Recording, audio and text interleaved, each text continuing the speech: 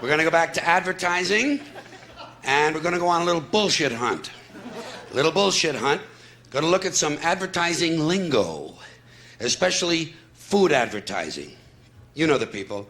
Fresh, natural, hearty, old-fashioned, homemade goodness in a can. That kind of stuff. So let's take a look. Let's take a look at some of these words. Old-fashioned. When you hear old-fashioned, you're supposed to think, oh, this goes back to the old days. Right. The old days. Before we had sanitation laws. Before hygiene became popular. Back when botulism was still considered a sauce. Old-fashioned is supposed to give you a warm feeling. Make you think about your grandmother.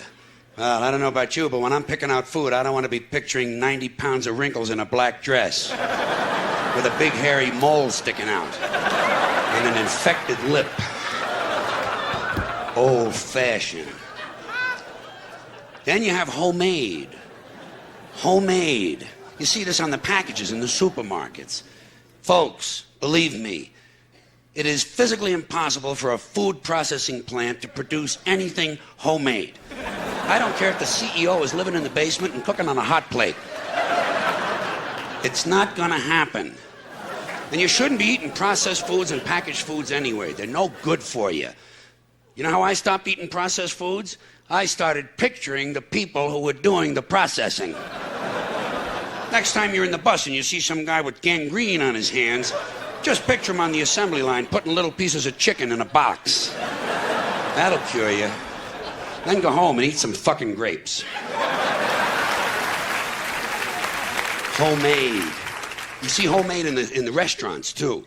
Homemade soup. I don't care how much the amphetamine-driven waitress with the Marlboro lines in her face reminds you of your mother, the soup is not homemade. Unless someone is living in the kitchen. And if that's the case, I want to get a good look at this motherfucker. I want to check this guy for lesions, carbuncles, impetigo, pink eye, and ringworm. And head lice. Then you have home style. Home style. When the advertising imbeciles realize that homemade sounds too full of shit, they go to home style. Home style flavor. Oh, whose home are we talking about? Jeffrey Dahmer's? Believe me, there's nothing home style about the boiled head of a Cambodian teenager, okay? Even if you sprinkle parsley on the hair.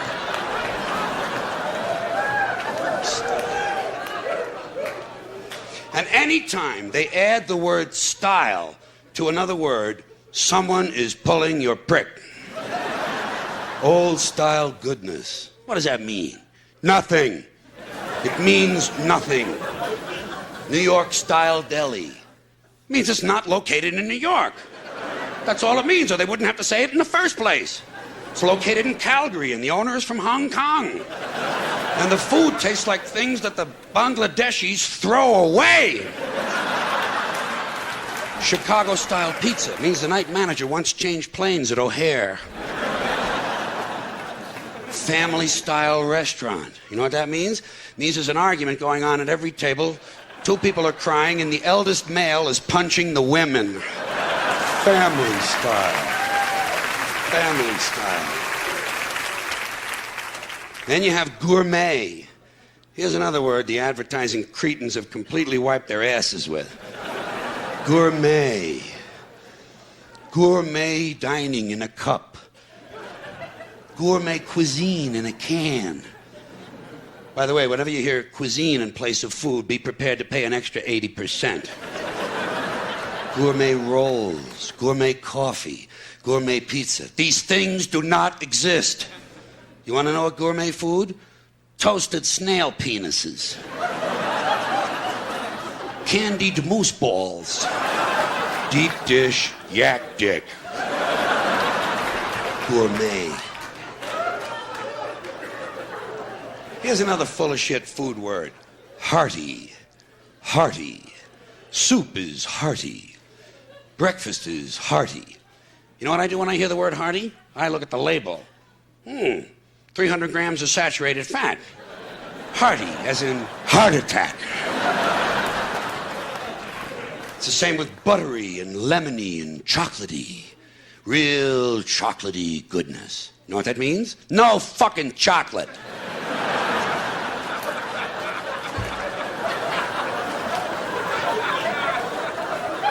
And beware when they add the word flavored to another word. Lemon-flavored drink. No fucking lemons. As a pet food now refers to itself as a chicken-flavored treat. Well, a dog doesn't know what chicken is. He might like it if you give it to him, but he's not going to say, oh, good, I was hoping we'd have chicken again.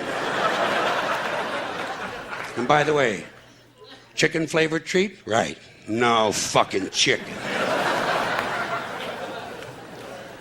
And zesty and tangy. Zesty and tangy are not real words that normal human beings use in conversation. They're advertising words. Do you ever have someone turn to you and say, this is real zesty? And tangy, too.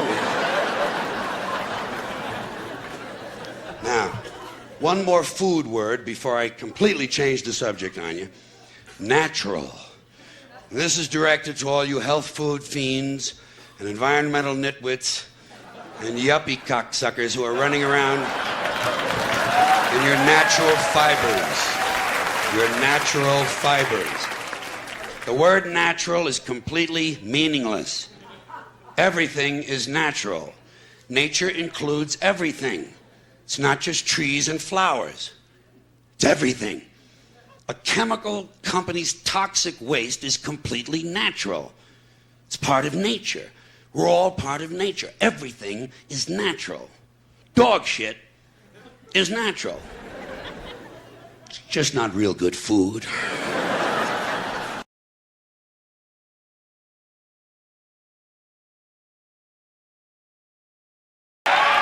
Yeah.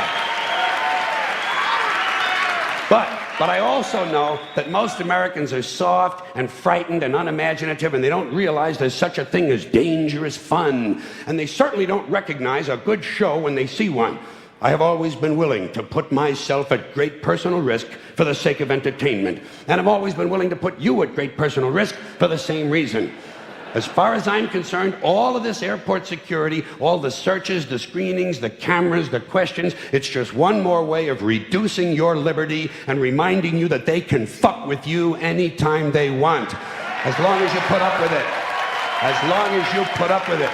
Which means, of course, anytime they want. Because that's what Americans do now. They're always willing to trade away a little of their freedom in exchange for the feeling, the illusion of security. What we have now is a completely neurotic population obsessed with security and safety and crime and drugs and cleanliness and hygiene and germs. There's another thing. Germs. Where did this sudden fear of germs come from? In this country. Have you noticed this? The media constantly running stories about all the latest infections, salmonella, E. coli, hantavirus, bird flu, and Americans they panic easily, so now everybody's running around scrubbing this and spraying that and overcooking their food and repeatedly washing their hands, trying to avoid all contact with germs. It's ridiculous, and it goes to ridiculous lengths. In prisons, before they give you a lethal injection, they swab your arm with alcohol. It's true. It's true. It's true. Well, they don't want you to get an infection. And you can see their point. Wouldn't want some guy to go to hell and be sick. It would take a lot of the sportsmanship out of the whole execution. Fear of germs. Why, these fucking pussies. You can't even get a decent hamburger anymore. They cook the shit out of everything now because everybody's afraid of food poisoning. Hey, where's your sense of adventure? Take a fucking chance, will you? You know how many people die in this country from food poisoning every year? 9,000. That's all. It's a minor risk. Take a fucking chance, bunch of goddamn pussies. Besides, what do you think you have an immune system for? It's for killing germs. But it needs practice. It needs germs to practice on. So listen. If you kill all the germs around you and live a completely sterile life, then when germs do come along, you're not going to be prepared. And never mind ordinary germs, what are you going to do when some super virus comes along that turns your vital organs into liquid shit? I'll tell you what you're going to do. You're going to get sick, you're going to die, and you're going to deserve it because you're fucking weak and you got a fucking weak immune system. Now, God damn it. Hey. All right. Let me tell you a true story about immunization, okay? When I was a little boy in New York City in the 1940s, we swam in the Hudson River, and it was filled with raw sewage, okay? We swam in raw sewage, you know, to cool off. And at that time, the big fear was polio. Thousands of kids died from polio every year. But you know something? In my neighborhood, no one ever got polio. No one, ever. You know why? Because we swam in raw sewage. It strengthened our immune systems. The polio never had a prayer. We were tempered in raw shit. So personally, I never take any special precautions against germs. I don't shy away from people who sneeze and cough. I don't wipe off the telephone. I don't cover the toilet seat. And if I drop food on the floor, I pick it up and eat it. I eat it. Yes, I do. Even if I'm at a sidewalk cafe in Calcutta, the poor section, on New Year's morning during a soccer riot. And you know something? In spite of all that so-called risky behavior, I never get infections. I don't get them. I don't get colds. I don't get flu. I don't get headaches. I don't get upset stomachs. And you know why? Because I got a good, strong immune system, and it gets a lot of practice. My immune system is equipped with the biological equivalent of fully automatic military assault rifles with night vision and laser scopes. And we have recently acquired phosphorus grenades, cluster bombs, and anti-personnel fragmentation mines. So, when my white blood cells are on patrol, reconnoitering my bloodstream, seeking out strangers and other undesirables, if they see any suspicious-looking germs of any kind, they don't fuck around. They whip out the weapons, they wax the motherfucker, and deposit the unlucky fellow directly into my colon. Into my colon. There's no nonsense. There's no Miranda warning. There's none of that 3 strikes and you're out shit. First defense, bam, into the colon you go.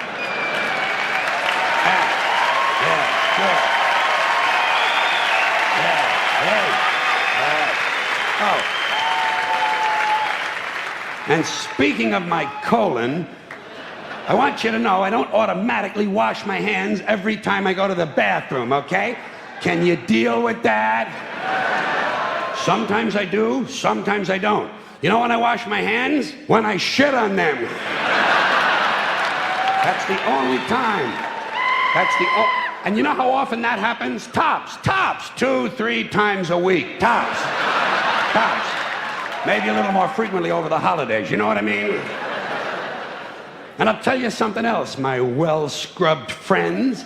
You don't always need a shower every day. Did you know that? It's overkill. Unless you work out or work outdoors or for some reason come in intimate contact with huge amounts of filth and garbage every day, you don't always need a shower. All you really need to do is to wash the 4 key areas. Armpits, asshole, crotch, and teeth. Got that? Armpits, asshole, crotch, and teeth. In fact, you can save yourself a whole lot of time if you simply use the same brush on all 4 areas.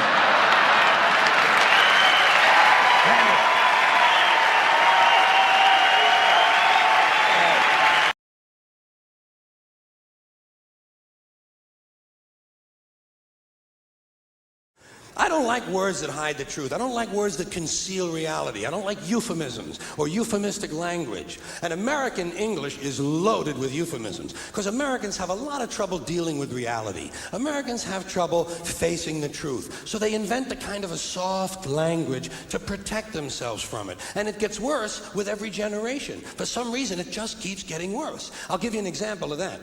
There's a condition in combat, most people know about it.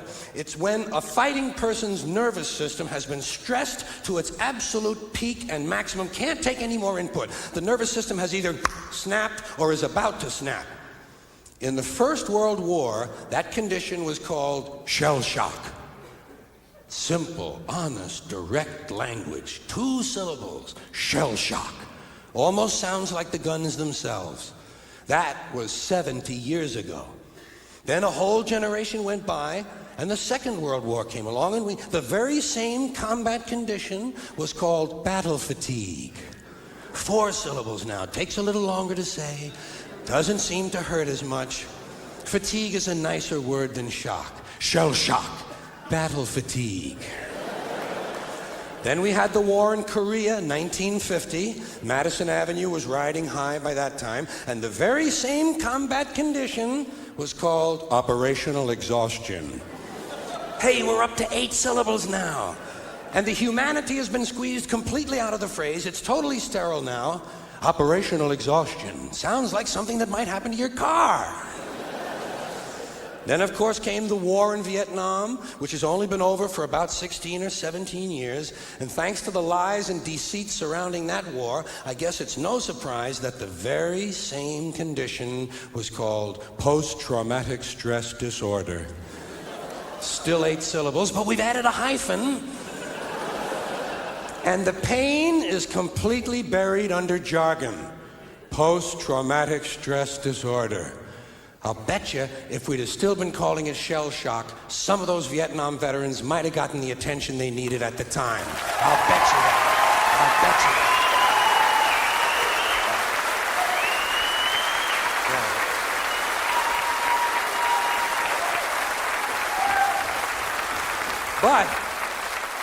But it didn't happen. And one of the reasons is because we were using that soft language, that language that takes the life out of life. And it is a function of time. It does keep getting worse. Give you another example. Sometime during my life, toilet paper became bathroom tissue.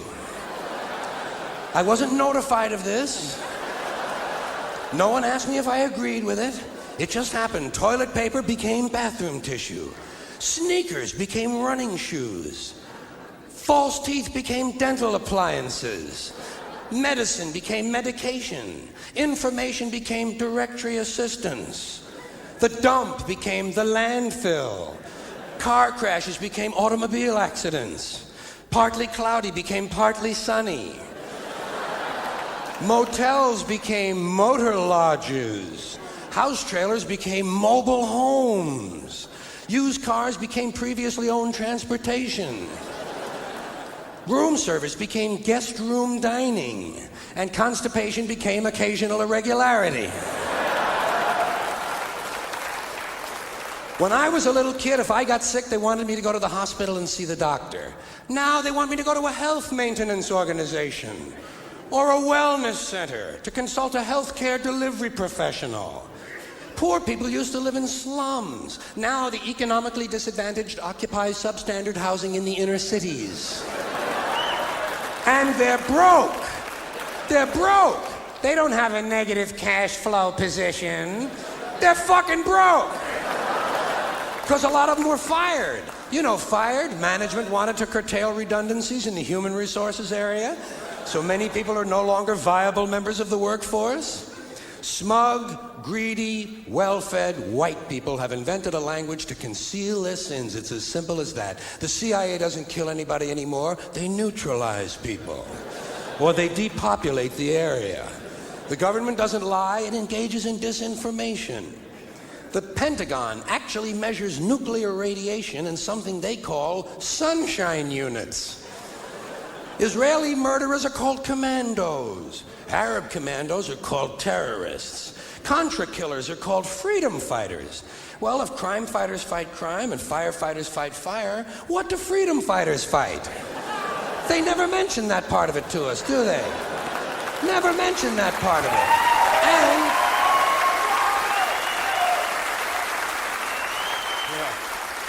And some of this stuff is just silly. We all know that. Like on the airlines, they say they want a pre-board. Well, what the hell is pre-board? What does that mean? To get on before you get on? They say they're going to pre-board those passengers in need of special assistance. Cripples. Simple, honest, direct language. There's no shame attached to the word cripple that I can find in any dictionary. No shame attached to it. In fact, it's a word used in Bible translations. Jesus healed the cripples. Doesn't take 7 words to describe that condition. But we don't have any cripples in this country anymore. We have the physically challenged. Is that a grotesque enough evasion for you? How about differently abled?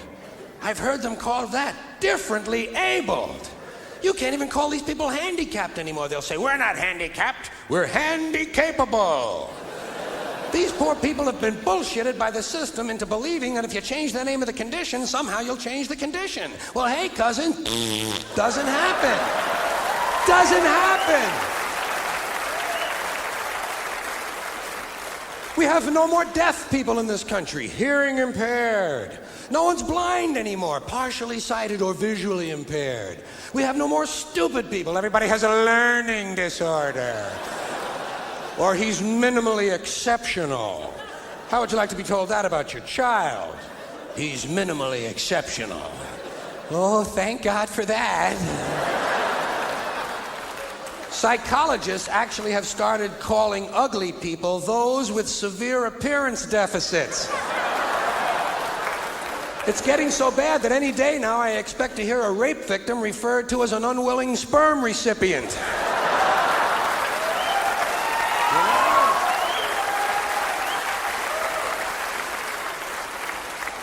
And we have no more old people in this country. No more old people. We shipped them all away, and we brought in these senior citizens. Isn't that a typically American 20th century phrase? Bloodless, lifeless. No pulse in one of them. A senior citizen. But I've accepted that one. I've come to terms with it. I know it's here to stay. We'll never get rid of it. That's what they're going to be called, so I'll relax on that. But the one I do resist, the one I keep resisting, is when they look at an old guy and they'll say, look at him, Dan. He's 90 years young. Imagine the fear of aging that reveals. To not even be able to use the word old to describe someone, to have to use an antonym. And fear of aging is natural, it's universal, isn't it? We all have that. No one wants to get old, no one wants to die, but we do. So we bullshit ourselves. I started bullshitting myself when I got to my 40s. As soon as I was in my 40s, I'd look in the mirror and I'd say, well, I guess I'm getting older. Older sounds a little better than old, doesn't it? Sounds like it might even last a little longer. Bullshit, I'm getting old. And it's okay, because thanks to our fear of death in this country, I won't have to die. I'll pass away.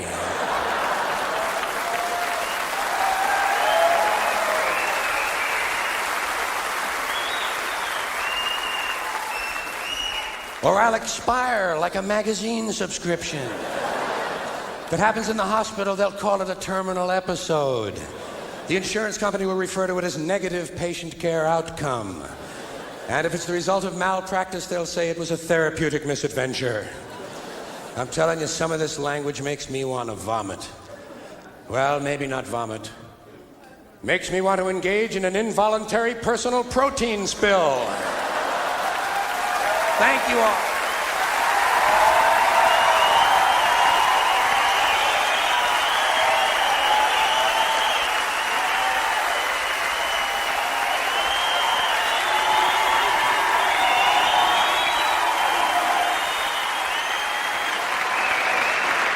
Give me a little life for Mo. Mo says hello.